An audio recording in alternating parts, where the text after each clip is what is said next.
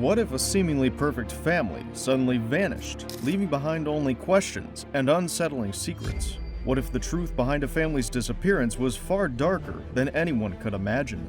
In the spring of 2011, a typical suburban street in Nantes, France became the focus of a mystery that has puzzled investigators for more than a decade. The Dupont De Ligonne family appeared to be like any other, successful, well-liked, and close together. But when they vanished unexpectedly, the truth revealed was far from ordinary. Beneath the surface of their perfect existence lie deadly secrets that would shock the world. And in the center of it all was one man, Xavier Dupont de Ligonnès, who vanished without a trace, leaving a trail of unsolved questions to this day. What happened to the family behind closed doors? What terrible secrets did Xavier carry with him into the shadows? The Dupont De Ligonne family, who appeared to be an ideal family living in an upmarket area, were having issues underneath. The father, Xavier Dupont de Ligonne, was a sophisticated, noble gentleman. His wife, Agnès, was a Catholic who had won the hearts of many within the community. They were blessed with 4 children: Arthur, Thomas, Anne, and Benoit. From outside, the life of the Dupont de Ligonne family was all that every person envied and wanted, a life of privilege and comfort. But beneath all this glamorous scene of prosperity and joy, he was facing a financial crisis in the family. The business of Xavier was failing, and the wealthy family was drowning in debt. But Xavier showed great character amidst all this pressure to bear everything alone and hide it from the world. It was early April 2011 when something strange started to occur. The family appeared to have vanished from their routine. Agnès did not show up for her religious meetings, the children didn't go to school, and the social media pages of the family went silent. The shutters of the house were drawn, a behavior which, at that time of the year, was unusual for the Dupont de Ligonnes.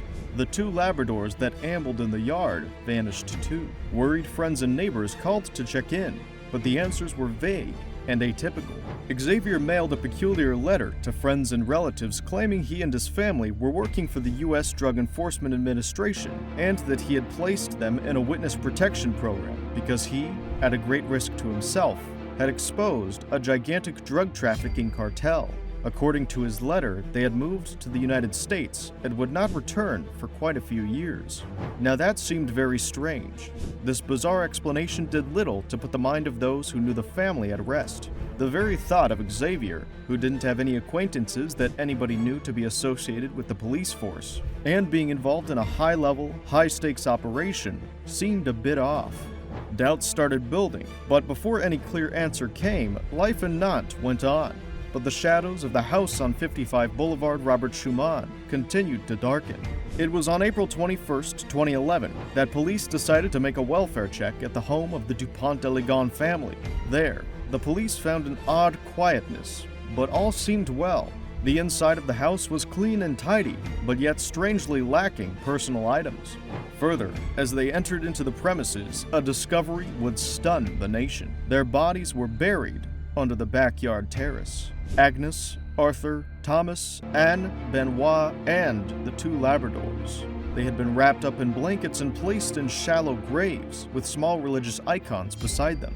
It was discovered that all 5 family members had been shot twice in the head with a .22 caliber rifle during the autopsy, which represented an execution that was extremely precise. But one of the family members was missing, Xavier.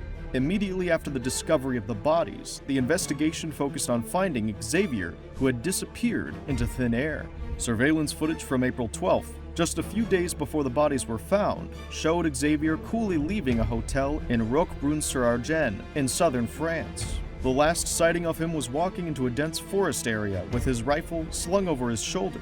Since then, there has been no confirmed sighting of him and no definite trace of his whereabouts.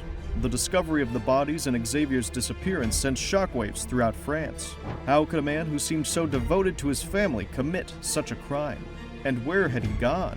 Following the case was a media frenzy, with each aspect of the family's life being put under a microscope.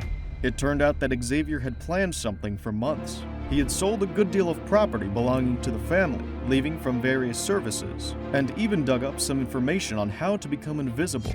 There were also signs that he had been leading a double life.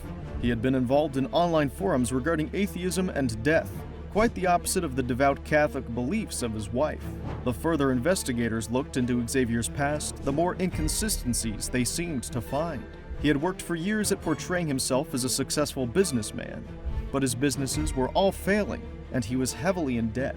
It seemed as though Xavier's house of cards life was falling down all around him, and he decided to take his family with him in the worst way possible. The reality of the family's finances was worse than anyone could have imagined.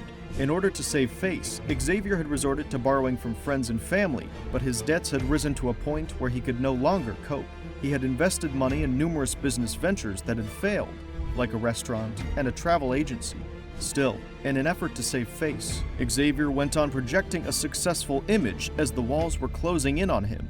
There were also rumors of his infidelity. Several accounts described how he led a double life with other women, whom Agnès might not have known about. It was thus another layer to the complication of the case, leaving again open the question of what had driven Xavier to murder. Xavier Dupont De Ligonne is still on the loose, yet an international manhunt has yielded no result. There have been plenty of reported sightings in the years that have passed, but none of those sightings have been confirmed. Some say he may be hiding somewhere abroad in plain sight. Others say he might have committed suicide in the forest where he was last spotted. All this, however, remains mere speculation in the absence of strong evidence. Many questions remain unanswered in the case of the Dupont De Ligonne family murders. Why kill his family when Xavier was seeking help against financial hardships? What could the drive have been to engage in such desperate and brutal acts? And where is he now? Theories abound, but the truth remains elusive. Some say Xavier did it out of a twisted sense of pride. He could not bear the shame that followed his failures. Others say he was insane. His mind had been warped from years of financial stress. One of the theories is that he suffered from a narcissistic personality disorder, which made him so concerned with his image that he was ready to do anything to keep it intact. If this condition was really present in Xavier, then it could have instigated him to commit the murders in order to avoid the shame of being bankrupt and consequent public humiliation. Some believe he may have had help, possibly from someone in his circle, or that he was coerced into committing the murders by forces unknown. No evidence has ever turned up to support such theories, and they remain just speculation. What do you think happened to Xavier Dupont de Ligonnès? Will the truth ever emerge from the shadows, or will this case forever remain a haunting enigma? Looks like we will just have to wait to find out more. Please like, share, and subscribe.